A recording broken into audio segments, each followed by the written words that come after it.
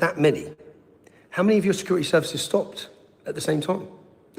It's like, if we didn't have security services and Britain didn't have security services, we'll have terror attacks every single month. Aeroplanes, shopping centres, schools, synagogues. We'd see straight away in Europe, we are in the middle of a war. And it's not us waging the war. It's a war being waged against us. Who's waging it? Islam. It is Islam. Now, you can talk about interpretations of Islam if anyone wants to go down that route. But this is, in the UK, we had 50 years of Islamic immigration into the UK. 50 years they've been coming in, yeah? In that 50 years, if we look at the 3 years of the ISIS stronghold in Syria, 4 times more Muslims joined ISIS in that 3-year period than have ever joined the British military.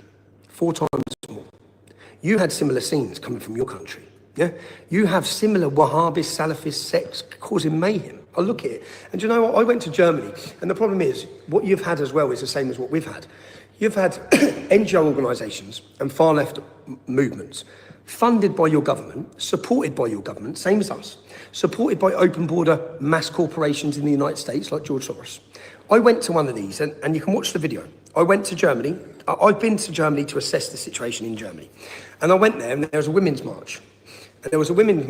And what was the lady's name? Let me remember. You had a famous case of a girl who was raped and murdered. Was she a bit older? Yeah, she was young. I mean the one who organised the women's march. No, so there's a women's march organised by patriots in a city, which I went to report. Okay. And what I did is I went over to the far left organisers and their demonstration. And I asked, who was Maria Ladenburg? Was it Maria Ladenburg? I don't remember. Okay. If I've remembered that right, you're a journalist. I don't want to insult you. You're a journalist for one of the major publications in your country. I believe that's one of the most famous rapes and murders by a refugee on a German girl. Yeah, you should remember her name. When was it? What year? Google quickly Maria Ladenburg. Google if I'm right on that name. That's me trying to remember it from 7 years ago. Put Maria Ladenburg rape.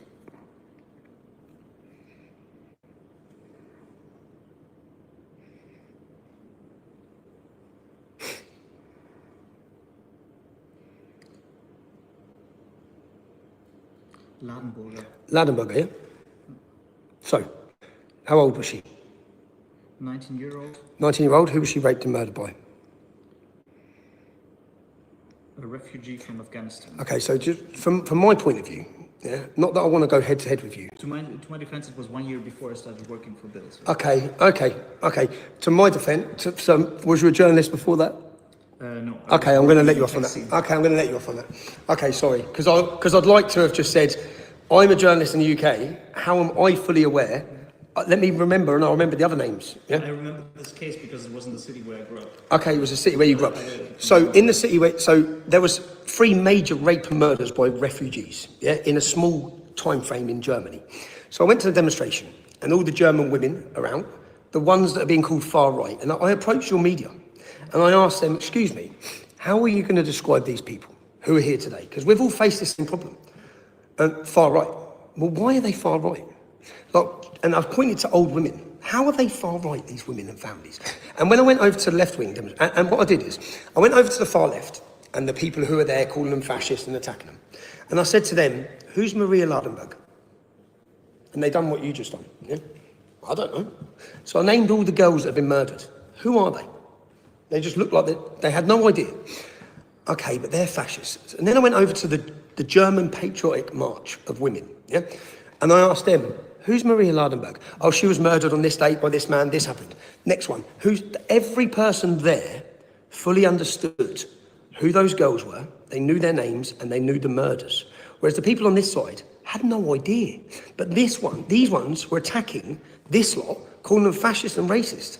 Whereas these people are the reality people who understand what's happening to Germany. And that's happening now, and obviously I look at what happened in Germany, I'm looking at what's happened. I went there again, and I approached the media and challenged the media on their lies. And your population have faced the same as our population. I'm going to be honest, I wasn't aware of too much about Bild. I've seen the publication a lot. You're the biggest in Germany, are you? You're the biggest in Germany. More conservative? Yeah, okay. So, but even the problem is that I don't want to comment or have a go at Bild, Because conservative publications in the UK, they've all been part of the same problem. They've still been too weak to identify. I hope now that, what did Alice Weidel get, 21%?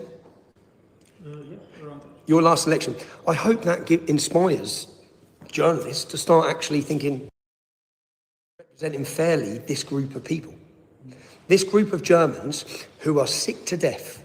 I looked at a story this morning of a young German girl who was 6, who is a minority in her school, who's being bullied for being German. What is going on? Where are the minority? If you reverse the roles, there's all protection given to other minorities if this would happen. But it's the same, we're seeing it across Europe. Well, in Germany, even the AfD, they don't speak as much about Islamic immigration. They're speaking about immigration in general. And can I ask you, how much of your immigration is non-Islamic? Truthfully. Well, we had a big wave of immigrants, obviously, from Ukraine. Okay. Are they causing a big problem? Are they raping everyone? Are they murdering? Are they blowing anything up? No, No. Okay. they're not. But you're openly speaking about Islam for many years now. Yeah. But I understand why politicians don't want to talk about Islam, because it's dangerous, yeah? But what they're doing is they're blaming everyone else for a problem that comes from Islamic immigration. That's how I see it. That's the reality in this country. As I said, take Islam out of the equation, yeah? If you just had immigration and you got rid of all the Syrian and the Afghani, the Pakistani, let's get rid of all of it out of Germany. Do you think there'd be a hoo-ha about Ukrainian immigration? But what would you do? I mean, even if you would stop Islamic immigration right now, how many Muslims live in the UK? 4 or 5 million. What would you do? Well, every illegal immigration if you're here illegally, they need to go, okay? Because of the burden on everything. But if you're here illegally and you've come here illegally, we need them to stop coming. Like Donald Trump has successfully, like that, turned the tap off. He turned the tap off like that. It's not hard for us to do. It's not hard for any European country to do. The truth is there's not a will to do it and there's not a want to do it. And they're not trying to do it. Now, I'm sure is it Social Democrats? What's the other parties in Germany? Who do the migrant population vote for per se in Germany? It's difficult to say. Usually we don't have polls like this. Don't you? No. Purposely don't have polls like this? I think we know that the ruling party that's allowing them into your country in mass numbers is who they're voting for. Same as in this country. Well, it was all parties, actually. Old parties who have now been destroyed because of the rise of the AfD. Like Angela Merkel, I remember going to Germany in 2015, I gave a speech, and what I said is, many Germans now suffer from the guilt of Adolf Hitler. And I don't think they should, yeah? But they suffer from the guilt of Adolf Hitler. Well, your next generation of Germans are going to suffer in the guilt of Angela Merkel. Because you're going to look at what you had, and we're going to look at Europe. And that woman is single-handedly responsible, pretty much, for the destruction of all of it. Well, why is she single-handedly? I mean, she's not a dictator. She was elected by the Germans. Yeah, by huge numbers. She was elected, but did they put it to a vote on how many people wanted to allow a million undocumented migrants into the country? Was there a democratic process for allowing a mass open border? Least of all when Angela Merkel, you're part of the European Union with the Schengen zone. So when Angela Merkel makes that decision, that's not just for Germany, is it? When she allows a million young Syrians into Germany, they don't stay in Germany, do they? They don't have to, do they? They can go across any of the borders. So she made a decision based on what she wanted to do. It was never put to a vote or a democratic process of the public. Direct democracy. Not this specific decision. No, but it's still, a pre. There were 2 elections afterwards. In 2017, she was re-elected, and in 2021, the Social Democrats. And then, and in that 8-year period, the public got to see the destruction caused by her decisions, the reality of her decisions, and now you have a growing AfD. Well, exactly. Now we have it. But now you have it because the public can see what it was. So German population, I remember watching it as they're holding their signs up saying refugees welcome. And I just thought you're so naive. And the reason why I thought they're so naive is because I've grown up in Luton, which is a town dominated by Islamic community. So I know what that's going to be like for you. So all of us, like us, we knew what was coming to Germany. As I said, 5, 6 Afghani terrorist attacks in 18 months. Well, we could have told you that. In fact, many people did try to tell the German population, the German media, the German government that they were called far-right racist extremists and they were crushed, just like they were in this country. Only problem is now, those people that were crushed, the public can now look and think, well, they were telling the truth. So we had Peter Bryson travel to the UK this weekend, which we were very grateful for him to come. I think the AfD, we would love at our next event, Alice Weidel to come and speak to what will be even bigger than that last event. I think London has now been chosen as the battleground for these ideas. Ideas of free speech, ideas of ending this mass immigration that's still going on now. Yeah. Last question about the Muslim, Yep. not just immigrants, but also citizens who live here. Yep. I don't want to deport every Muslim. Okay. I grew up in Luton So Town. let's imagine that the politicians will follow your will and they will close the border for Muslim immigration. Still, as you said, you have millions of Muslims here. Yep. At least then we're limiting the problem that we have to deal with. Now, out of those millions of Muslims, 33% of them want Sharia law in this country. I don't know what the stats are in your country, but in our country, 33% want Sharia law. That's 33% that need to leave. If you want to Even if they have British citizenship. If they have British citizenship and they wish to overthrow democracy, yeah, they have dual nationality. The majority of them have Pakistani passports and British passports. But if you want to come here, you want to overthrow democratic democracy and replace it with Islamic supremacy, which is going to subjugate against all non-Muslims, our mothers, our daughters. We don't want you here. We're at a breaking point now, where you can't allow this to grow and grow and grow. We can't allow Hizb to here. You have them in Germany. You have, we have all these different, the Muslim Brotherhood. Why are they in our countries? How have our governments not prescribed and dealt with these problems? How? How have they been allowed to grow? That is the weakness of Western political politicians, the cowardice of them. Because in most United Arab Emirates or Islamic countries, they know how to stop these groups. We haven't stopped them, we've actually aided, we've supported them. Our governments have supported them, they bend their knees to them, and they actually empower them. So if you want a moderate Islamic community, you don't empower the jihadists. That's what we've been doing. So you have been an activist, a journalist for so many years, and now you're in your, let's say, highest. Did you? So at least I'm recognised by German press as a journalist, eh? Well, usually you call yourself a journalist, but usually journalists don't organize mass rallies. Usually we don't do that. Because journalists can't organise mass rallies. We don't even organize small rallies. But yeah. So you just organized a huge rally. The whole world is basically speaking about it. It was like in the New York Times and the Wall Street Journal. I'm very grateful to the British public who have brought this issue, because you see, I could have organised that rally, and if no one turned up, no one in the world would be talking about it. So the British public have put a spotlight on this issue for the globe to see. I'm sitting here so grateful. As I said, I've only just picked myself up this morning because I felt so not deflated. I felt so exhausted from that week. I was exhausted, man. I was so shattered. I couldn't even smile for the last 3 days. I got up this morning, got in the gym, and I'm back. So, but what happened that hundreds of thousands of people, Millions, or millions, but even if it were just 100,000, it's still a big number. Yeah, but it wasn't. It was millions. Let's address it the way it was. It's the largest demonstration in British history. What happened to get us to that point? Yeah. Yeah. So how come suddenly all those people who were maybe silent. or afraid to support you or afraid to go to demonstrations in general show up in the center of London? A lot of things have played their part in that. There's been a process that's got the public to that point. The riots after Southport, the way the government dealt with it, the weaponisation of the judiciary, which the whole country watched as women, mothers, grandfathers were locked in prison, were fed to the wolves. Peter Lynch was murdered. I don't know if you're aware of that. He had to kill it. He killed himself because he was so scared. He was a grandfather. No criminal offence, really. No violence. Lucy Connolly made a statement on Twitter. She received 31 months in jail. My imprisonment for my last documentary, if you watched it, called Silenced, that had 167 million views. So the whole 167 million. 167 million views. So the whole public knew I made a documentary. I'm a journalist. It was 100% factual. All the evidence was there, and the courts were used to crush me. Yeah, they bankrupt me. They hit me for £1.5 million. They weaponised everything. Now, when people see that, they then know that there is corruption to the highest level. The judiciary is not a just system. It's not a justice system. It's a legal system that when they want to, they will crush you.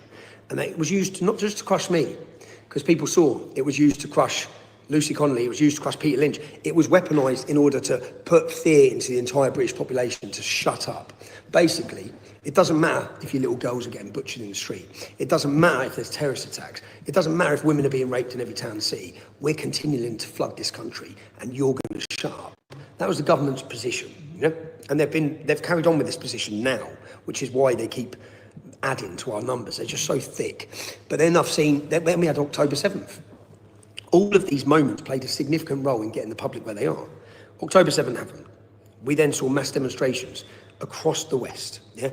And anyone who's been following this, it's not a surprise to us. There's been alignment coming by the left and Islamists for a long time in hatred of Jews, yeah? And what we saw on the streets, it's not just, I knew we'd see those scenes, but the total lack of willingness of the police to enforce the law against any of them. We've got them flying Hamas flags, ISIS flags, and no one's getting arrested. We then see someone say something about transgenderism and 20 coppers turn up at their door. Yeah. So, but remember, everyone's watching this. Everyone's seeing it. So all of these moments are awakening the masses in Britain. There was an anti-Semitism rally, and I went to report on it. I don't know if you saw this. I went into London as a journalist. I sat down, and the police come into the cafe and said, "You need to leave the capital city." At which point I said, "I'm at work. Like, I'm a journalist. You're not welcome here." Says who? Right? Apparently the organisers of the demonstration. Now, I got a great reception from the Jewish population in London. The organisers of the demonstration, elitist establishment Jews, yeah, who were playing the establishment path. They didn't want me there when Boris Johnson was going to be there. But I'm sorry, as a journalist, you don't decide which journalists report on what, right? Because we don't live under communism, yeah? But that's how they want us to live. They want to decide, and they do decide, who the controlled media are. And the controlled media are exactly that. They're controlled on what they report and how they report. Now, there will not be, I remember when we started the English Defence League, there's like an organisation that all the journalists are part of, and it was about 2010, and there was a briefing that when you talk about the English Defence League or Tommy Robinson, you have to use the words far right, extreme, yeah, criminal, all the things you read. That's organised. Then none of those mainstream publications were allowed to print fairly. Say, hold on a minute. They're not, hold on a minute, what sort of far-right organisation? Do you know the entire time I led the English Defence League, because if you're about to report it was far-right in your article here, the Metropolitan Police Force in Scotland Yard have a domestic extremism unit in Scotland Yard, whose job it is to categorise far-right, far-left groups. The entirety of the time I led that organisation, for 4 or 5 years, it was categorised as a centrist organisation. So the experts never categorised the movement as far right. Of course they didn't. We had a lesbian and gay division. We had a Jewish division, a Hindu division. We had a Sikh division. We weren't far right. We had a problem with Islamic domination. Islam's far right, right? But the whole time we led it, it was a centrist organisation. But of course, once the media decided, the media funded by who, controlled by who, most of it, funded by who and controlled by who? The government are in bed with them the whole time. The BBC, which we pay for, which then the government decide what they report, are then reporting that we're far right, far right, far right, far right, far right, far right, far right. And once you say it a million times, the English Defence League was far right. Now, the English Defence League wasn't perfect, but it was not a racist. Do you know every single English Defence League demonstration, a non-white person spoke? You wouldn't know that because the media never showed it. Because they only showed what they wanted to show. And they wanted to show and demonise people like me because the issues we were talking about would expose their policy failures. Why are German women being raped en masse across your country to asylum seekers and migrants? Why? Because of your policy failure of your government. Yes, because of the migrants' attitude, but your government made the decision to bring them in. Angela Merkel made that decision, yeah, to flood your country with hostile barbarians. That's the reality. Yeah? Now, that's not saying every one of them is a hostile barbarian, but in amongst that, which you shouldn't be playing the lottery with the safety of Germany's women or Germany's daughters. It's not a lottery. How many people needlessly now have been murdered, raped or killed at the hands of jihadists, terrorism or rapists that just didn't have to get killed? None of this had to happen if you had strong borders, if you had an immigration policy where people benefited Germany. This is all common sense. Yeah? But we had an era where no one was allowed to speak common sense, where you were attacked if you spoke common sense. What this Saturday just showed you in Britain, that era's over for Britain. It's gone. Okay, so what's coming next? What are your next plans? More mass rallies? Our next plan is, we had Unite the Kingdom, which was about bringing Britain together. Our next plan will be Unite the Kingdom, Unite the West. What we're experiencing, the attack on culture and identity, the flooding of our nations, it's only Western nations. It's an attack on the West. They're destroying our communities. We're supposed to just sit and watch our communities crumble at the hands of mass immigration. Uncontrolled mass immigration is destroying our country. It's destroying the safety of our women and our children. And what's happened is there was fear in this country, and people were rightfully scared because you did lose your job. You were attacked by the media, but you see the labels. The media still don't get it. They're trying to attack now certain celebrities that attended our event. You know? It's not going to work. Right? They're not going to get cancelled now. Do you know, even though I've joined a new app called Minect in the United States, which is Patrick Bet-David, and they couldn't believe what happened when I joined. The Times newspaper done a big hate campaign, and they managed to get Meta to ban Minect from advertising for 4 years. But what I explained to them is, but this used to work, because where they've done this, usually Minect would have cancelled and got rid of me, just like everyone else has over the years. They've bowed to the pressure. Unfortunately for them now, and I can tell you by the direct messages I'm getting, the amount of celebrities, the amount of popular faces who are agreeing with what we're saying now.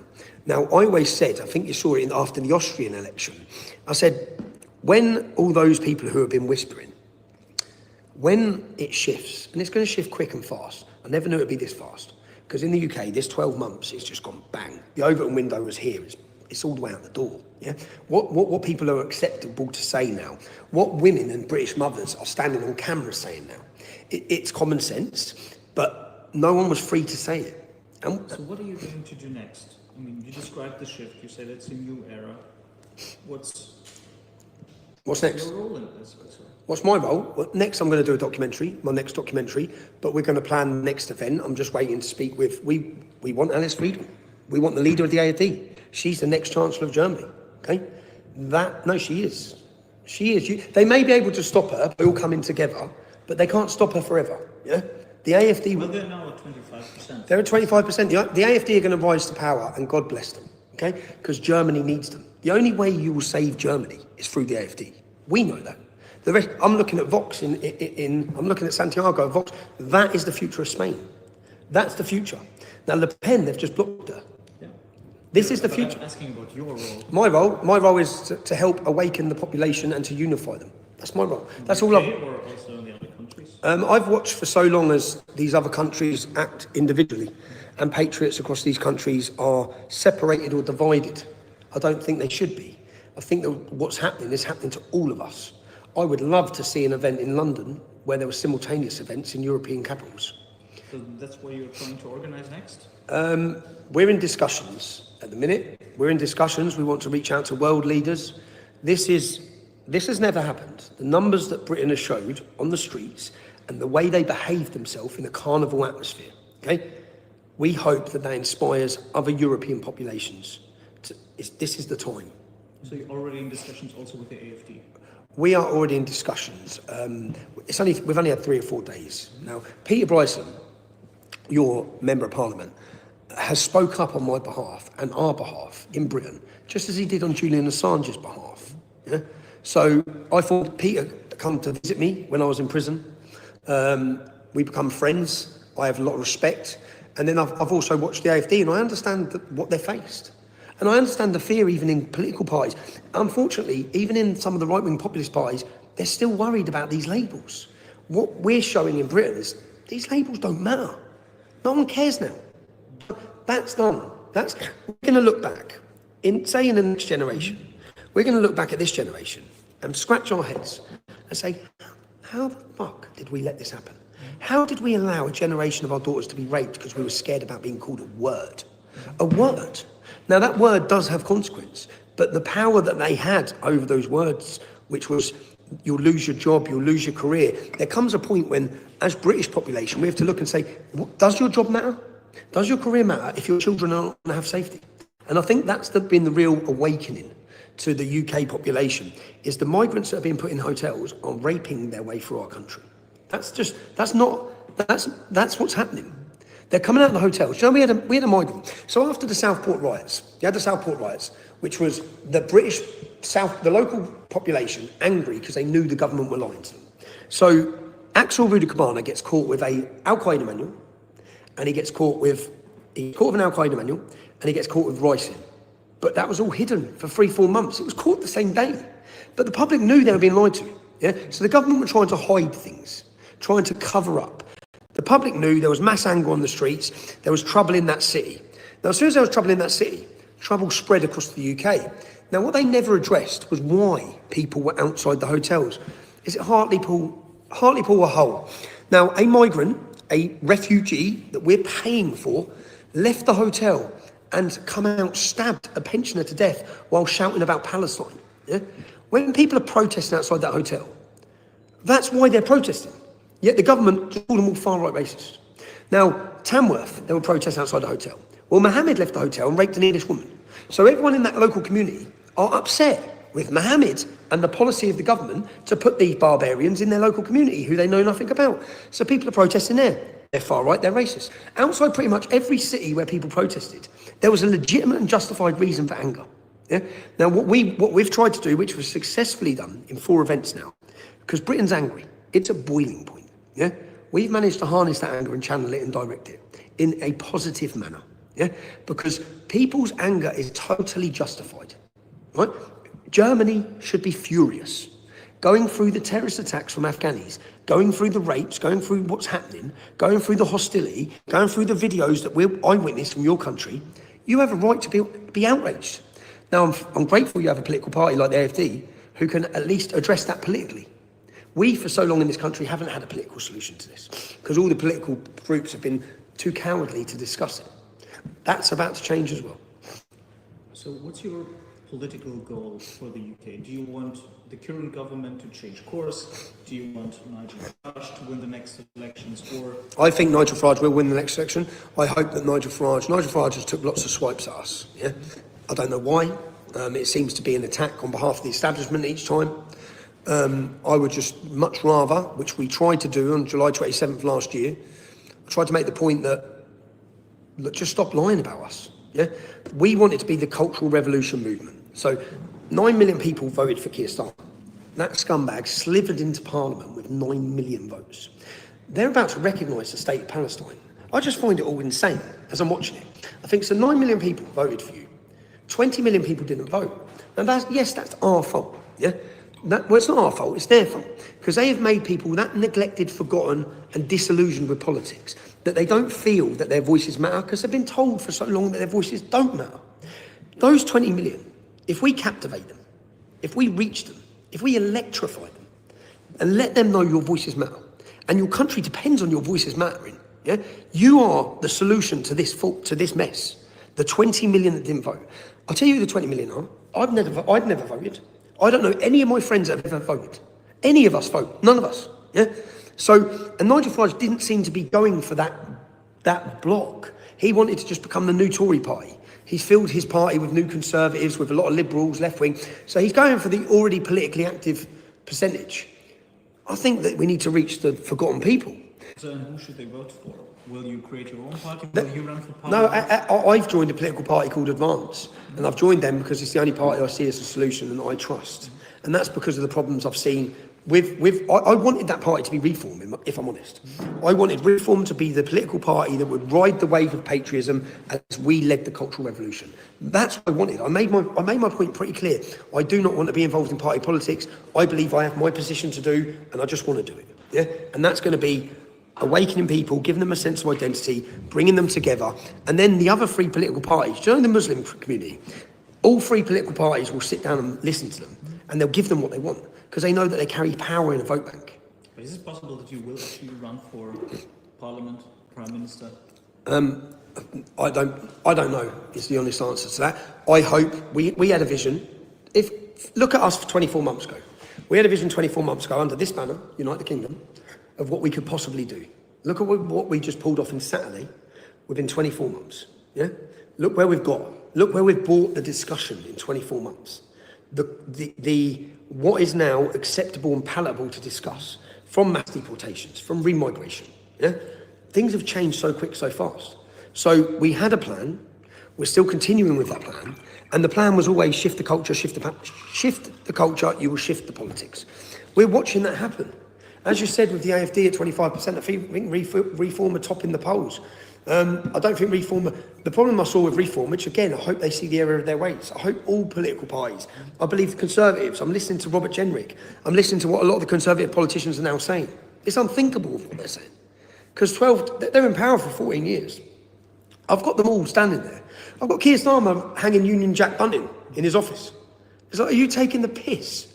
You hate this country. They hate us. His first and foremost goal is globalism. Ours is British public. And we want a government that puts the British public first, not Afghanistan. I'm sure the German population would rather their government cared about the German people, rather than worrying about the fucking Syrians, because that's what they cared more for, because they wouldn't have imported 1 million of them. And when they bring in, you know, I've had a lot of flack for this discussion, because when they brought in that, well, they needed it for your ageing population, yeah? Why not give tax benefits for more German children? Why not, instead of encouraging people to not work and have multiple children, like for example, my local imam has 14 children with 3 wives, yeah? We pay for that. Why don't you give tax breaks when you have 2 children, 3 children, 4 children? Bring down the tax rates for those families. Make it a benefit to have more children as a family, yeah? Rather than the total opposite of what you're doing. Start encouraging British families, just like Viktor Orban's doing. You can address these issues without flooding your country with hostile migrants. And if you had to bring in immigration as a population, if you had to, which is the comment I've made, bring in ones that want to work. Bring in Filipinos, bring in Sikhs, bringing in 1,000 uneducated Syrians. Everyone knew what was going to happen. We all knew. The whole world knew. And how countries like Germany or countries across Europe can't just look at the UK. Even now, they're about to flood Romania. They're about to flood Serbia. It's not a mistake. It's planned. The United Nations are destroying the structure and the culture of Europe and the individuality of these nations. Now, obviously, when you look at the goal of the European Union, yeah, which you, Germany, are the head of, really, yeah, we left the European Union. Thank God. But we left it not because we hate Europeans. We love Europeans. We are European. We hate a dictatorship. But your migration policies didn't improve so much. No, but they didn't improve because no one got in power. No one was in power that believed in it. They could have improved. They actually got worse. They got worse. That's a surprising thing. Well, no, it's, again, we haven't had Brexit. We still haven't. Until you have a party and a government that believe in it. And the will of the people was never recognised. I listened to your speech, and you spoke about a revolution. Yep. What exactly do you mean by a revolution? I don't mean a violent revolution. I mean a Do you mean a revolution at all? Because you just spoke about making people vote. That's not a revolution. It is if 20 million vote next week. It is if by the next election we manage to get 20 million people politically active. Revolution usually means overthrowing a system. That will help. Well, getting the people that are disillusioned, involved in politics, will overthrow the system because the system is stacked against us, and we feel that we don't matter. What Saturday was about to show the population, no, you do matter. Yeah, let the world hear your voice, and the world has heard your voice. It's why you've travelled here from Germany. It's why I've got Japanese, Australian, the whole world's media are contacting, because the public let the world know your voice matters. Now, if they understand that their voice matters politically, because what we hopefully do is politicise a generation. We're not political. We're not. From our background, we're not. No one cares about politics, usually because they're not poor enough or rich enough for it to make any difference. But when you see the destruction of your nation done by 9 million votes, Keir Starmer, 9 million votes, look at what he's doing to our country. We need change. So you need, and I talk about cultural revolution, a revolution where people were ashamed to be British. We want the next generation to be excited, proud, celebration of their identity. The best country in the world, the best flag in the world, the best history in the world. The world, we built the world. Yeah. What's your best case? What's your worst case for Britain? Well, worst case is we're going to see mass conflict at the hands of Islamic. 6% of this country is Islamic. 6%. What do you think? Just asking, because we have 40,000 jihadists on the terror watch list. 40,000. So say, let's quadruple that number. 6% becomes 24%, yeah? Which it will. The demographic replacement figures of mass immigration and birth rate show that's going to happen. So it's just a numbers game, and we need to address the numbers game. Our politicians, and same as your party, they prepare for 4 years. You're thinking of 4 years' time. The Islamic community are thinking of 100 years, and they've been thinking for 1400 years. They're closer now to toppling Europe than they've ever been, yeah? As in Islam and dominance and the supremacy. So if we get to 24% and we just take the numbers now, that means we have 160,000 jihadists on the terror watch list. How do we cover that? You can't. Then we're in war, just like Lebanon, just like Iran, just like any other. There's 45 countries that have turned to civil conflict, that have allowed Muslims to come in as a minority, give them all their minority rights, and then they overthrow the country. There's not one successful country. I say to people, show me the successful nation where Islam comes as a minority. Show me it throughout history. What, Turkey, Afghanistan, Iraq? We're all Christian nations. Syria, all of them were Christian nations. Now, we're not prepared to allow that in Britain anymore. We've been weakened, we've been silenced, we've been scared. Yeah? As many of you are in Germany, because I guarantee you, if the majority of people could speak freely, they know Islam's the problem. They're just scared to say it. They're scared to say it because of the radical, violent Islamic community you have in your country. They'll face death, they'll face murder, they'll face attack. Yeah? If your politicians come out strongly against Islam, saying the truth, they'd have to live in a bunker like Geert Wilders does. That's the reality. So many people don't. Nigel Farage probably quite likes living his normal life, so he's not going to condemn Islam. Everyone knows we're right. Everyone knows we're right. So if people are honest, Islam's the problem. We need to minimise it. That doesn't mean deport every Muslim, because there's some great Muslims, yeah? But those Muslims that are great, they're not great because they're following the teachings of Islam. They're just nice people. They're cultural Muslims who are ignoring the hatred within Islam. So to have a real conversation, and anyone can look what's happening in Europe. Why are the AfD on 25%? What? Just why? Because the German population can see, and the time is now. Because we're never going to get that time again. And the time for unity is now. And whilst we've left the Europe... What's the best case? What's the best case?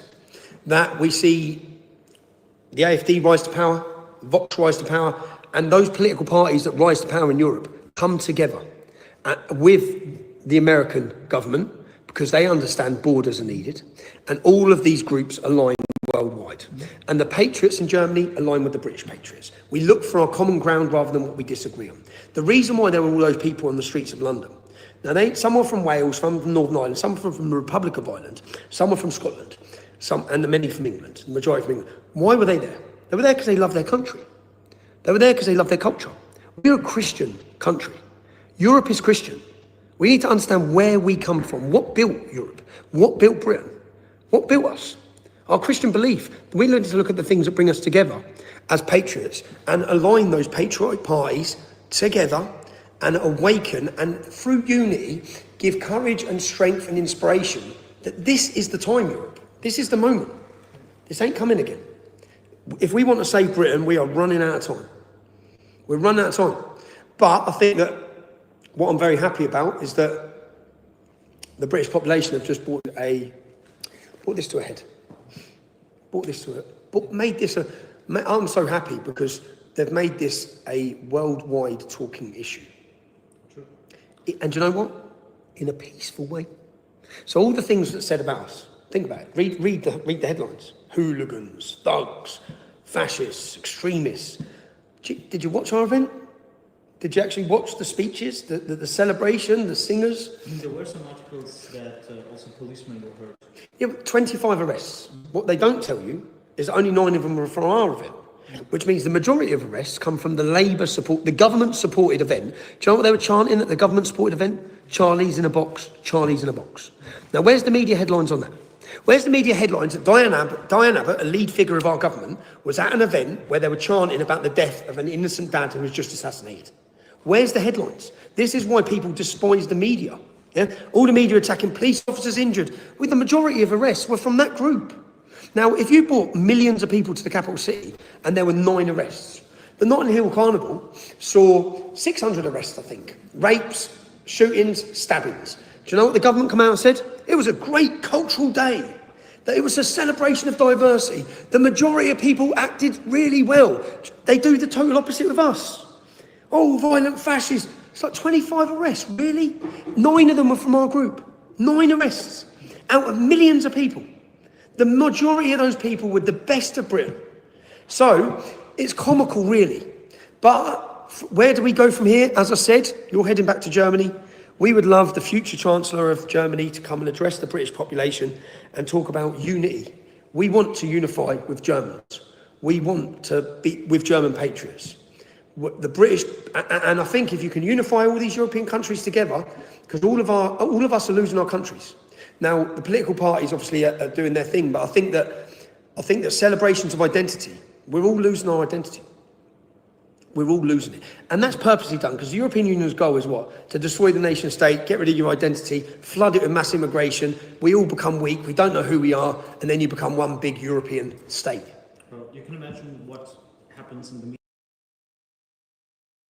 if Alice Weidel actually comes here and will be maybe on stage with you. But what, yeah? Many German outlets will write, you're a hooligan, you're a criminal. What would you say to that? Because you have a criminal record. I'd say no one cares what those German media outlets say anymore. They do not hold the power. That's the thing. Those times are gone. No one cares. No one cares anymore. They may have had that power. It's gone. I sit there laughing, thinking as I look at I just watched Camilla Tominley, some woman. She's done a little Spectator and she's talking about us. I think no one's watching you. No one's listening to you. I'll just do one little video. We've got far more people listening. Yeah, and also you have a very powerful supporter, Elon Musk. So does Alice Weidel. Yeah. And what does he support? Free speech. What they're trying to outlaw. Talk to me about this. Your government are trying to ban a party that are polling at 25%. They're trying to outlaw them. Well, as extremists. Well, we have two parties in our government. The SPD is in favor of banning them. The CDU is not in favor. So the SPD is in favour of banning a political party polling a quarter of your population. What does anyone think? Well, you're meant to be a democracy.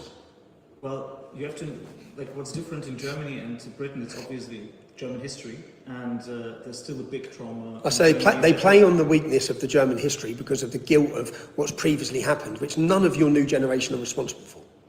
Well, it's not just about responsibility, but like most Germans ask themselves, what should have been done in Germany back then to prevent Hitler rising to power? It's a totally different ballroom. It's a totally different battle. But that's a trauma. So they use that. Can I ask you, because you, as Bild, as a newspaper, and as a journalist, with what happened on October 7th, as in an invading army come in to Israel, does Israel have a right to defend itself?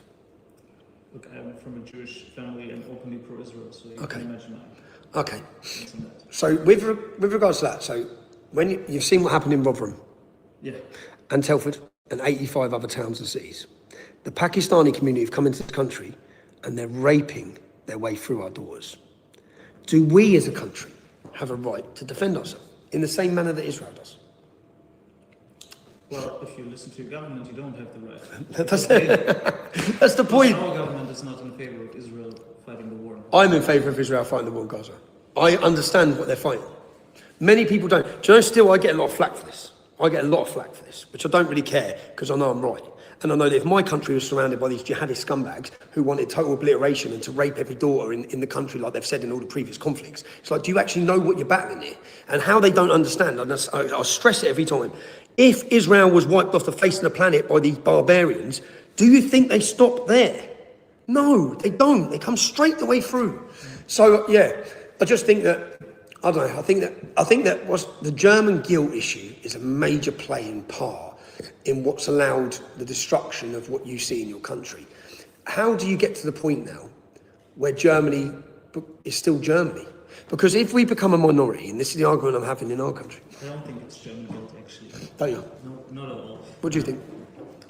I've done a lot of research about the Germans who killed my family in the Holocaust. And for many decades after the war, there was almost no German guilt in the society. Like, they started really talking about the Holocaust in the 80s and the 90s. So for 40 years, the Nazis were everywhere. Okay. Like the real Nazis. They were even in the first German governments. Like Well, no, Angela Merkel's dad. Yeah, I mean, that's a dad. But I mean, And no, she was, when she was younger, she used to dress up in... No, that's not Nazi. She was. She grew up In the East? In the East. Yeah, and she was pro the communism. As a child, yes. As a child, yes. So she was brought up as a communist with a dad that was a communist. And then she Maybe, become but the leader of the government and just all of a sudden forgot communism, did she? You know what I mean? But I mean, it's not. I mean, if it would be German, just German guilt, it would not have happened in so many other countries that don't have this. Type No, of okay, guilt. but we all have white guilt. So we have a similar guilt that's I don't put know upon about us. guilt, but it's definitely not German. Okay. It's definitely, Okay. then it would be solely in Germany, and it's not. It's happened in the UK. Yeah, We okay. don't feel any guilt for the Second World War. No, but we're made to. Our children are now being indoctrinated to feel that guilt. So what happened to you in the 70s and 80s in the education system in Germany may have been pushing the same indoctrination of guilt, Germany bad, Germany bad, Germany bad, Germany bad, everything about Germany bad. That's what we're having now. We're facing that. Our education, our children are brought up. Did you see at our event? There was a young British girl who went to school on Cultural Day, yeah? And this happened to 30 children. So it's Cultural Day to celebrate your culture. And she wore a Union Jack dress. They sent her home. And what message does that send to us and our children? Now, I've witnessed this growing up in Luton. St. Lucian Day, massive festival, yeah? St. Patrick's Day, 3-day festival. Eid, massive party. St. George's Day, banned. English Day, banned. Can't bring in the emma of St. George at school. Nope. Now, this slowly teaches the English that they don't have an identity or they should feel ashamed of that identity. And what then fills that void, which is what we've seen, Islam, cultural Marxism, socialism, communism, the LGBTQ plus mafia, all these different things of other ideologies fill the void. When Christianity is attacked and identity is under attack, it just leaves a space. And into that space fill all these other ideologies. The problem is, Christianity and identity don't wish the destruction of Britain. All those other ideologies wish to destroy what made this country great. And I'm guessing that's the same, what we've witnessed in this country, it's happening across the board. It's not happened in Poland, they haven't experienced it. But that's because they haven't had mass immigration. I think the east of Germany, obviously when I went to the east, it's changing now, was a different ballgame. When I went to Dresden and experienced the mindset of the people there, compared to going to West Germany, because West Germany was infected with mass immigration for 30 years when the East wasn't. The wall probably protect the East from mass immigration. Well, it didn't protect them from other things. Of course not. But at this, yeah. I wanted to talk about Elon Musk. Yes. How did this happen that the richest man on the planet decided to support you? Like, have you met him? Are you in touch with That's the him? first time I've ever spoke with Elon Musk. That's the first time on that live stream was the first time I've ever spoken with Elon Musk. I'm very grateful. I'm very grateful more so for the torch that he shone on the rape of our daughters, the rape of Britain, which is what it needs to be looked upon. It needs to be called the rape of Britain, because that's what's happened. Yeah? And he, when I was in prison, he obviously shared my film, which I was very grateful for, but I was more so grateful of the work he done and the effort he made, and the risk to reputation and everything, by really highlighting these issues. And then also, I guess it's helped us with credibility to our message. But I watched what he was doing with the AFD. I watched what he was doing. He's a believer. It's as simple as this. Americans, and many of them, believe in free speech. And Europeans, many of them, who are leading us, don't. It's just that simple. So it's that simple. Even now with what they've just done to Le Pen, well, they can temporarily halt it. All these parties can come together and try and stop it. You're only delaying it. Because the way Europe's swinging, the future has borders and the future belongs to patriots. That's the future. You can try and delay it, you can try and stop it. What's that swing from left to right that's currently happening? And the important role we play, or I think I can play, or I want to play, is that under the United Kingdom banner, different to Germany, different to France, we have had immigration that successfully worked. Because a lot of your immigration, pretty much all of it, and France's, is Islamic. Yeah? A lot of ours wasn't. So we've had successful integration that's come from Hindu communities, Sikh communities. All of it has to be relative in number. It has to be. Yeah. We do not want mass open border. We do not want illegal migration that sees 1 million people. We actually want negative migration at this point. Yeah. We need to protect the future of culture and identity of this nation. But we have many communities that have come here, successfully worked, successfully fell in love with this culture, with this identity. They've embraced it. I want to make sure that they're not thrown to the scrappy, and people don't get frustrated with those decent, hard-working British communities, which is what, if you look at the diversity of our support, if you look at the crowd, that's the message we've been sending from day dot. Yeah? Last question. Yep. If you imagine Britain in 12 or 24 months, where will it be politically? Politically, it's going to be a different world. They can't stop it. It's going to be a different world.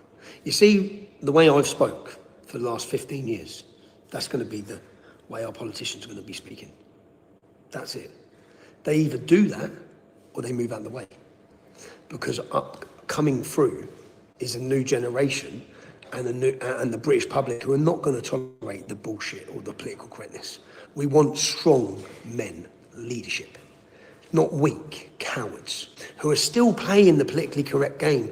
That's 5 years ago, lads. Yeah, you had to say things 5 years ago. You had to be careful. Not anymore. The public have shown the country that. The public have told the government that on Saturday. That's the message to the government. Look at my past, yeah, which they like to. The majority of my case and all the negativity comes from lawfare. I've faced a relentless campaign of lawfare, imprisonment. My last sentence was for making a film. The sentence before that was for journalism. I got 13 months, and then I got 11 months for asking Pakistani rapists how they feel about their verdict. That's it. Yeah, but the public watch all of this. They see it all. They see everything. There was also one case about a Syrian refugee. Well, have you watched the film?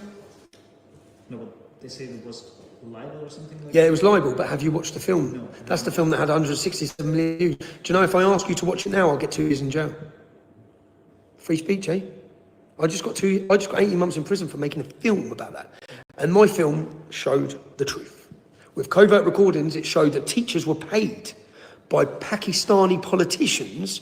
The local council spent £275,000 buying the silence of their staff to prevent them telling the truth so they could say I lied. Yeah? I didn't lie. The whole country knows I didn't lie.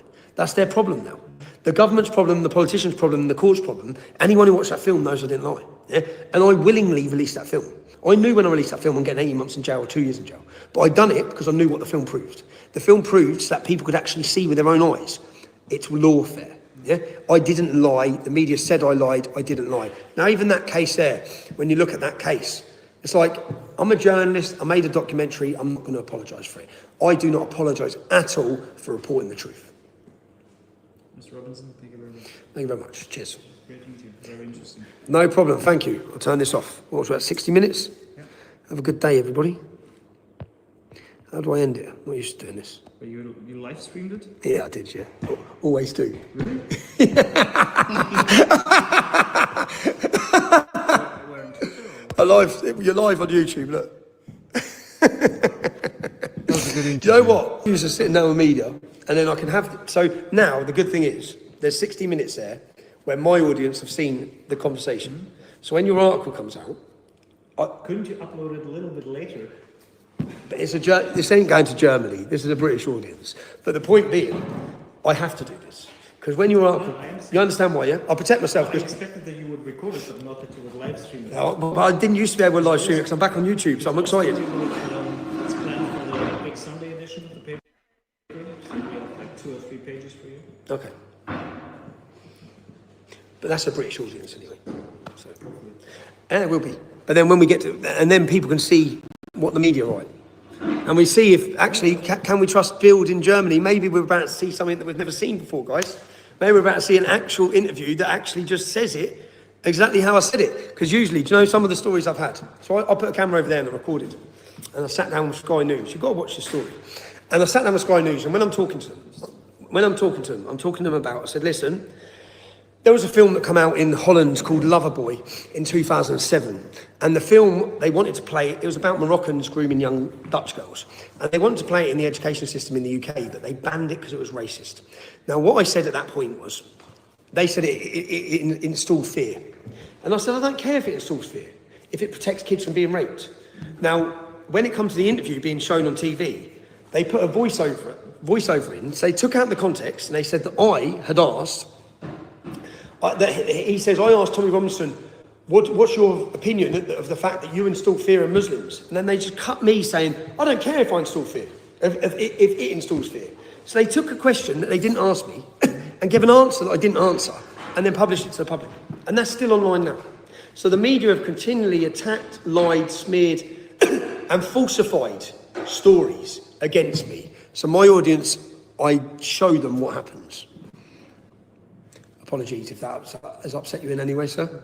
Thank you very much. I have to protect myself, thank you. I don't know how to end it though, guys. How do I end it?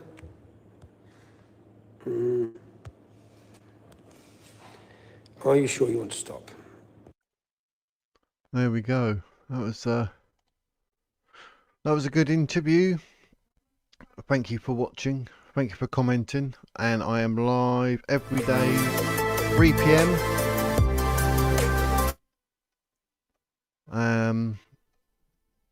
Thursdays and Fridays, 7 p.m. Happy days. So for now, ladies and gentlemen, thank you very much. And that is the Wizard's words.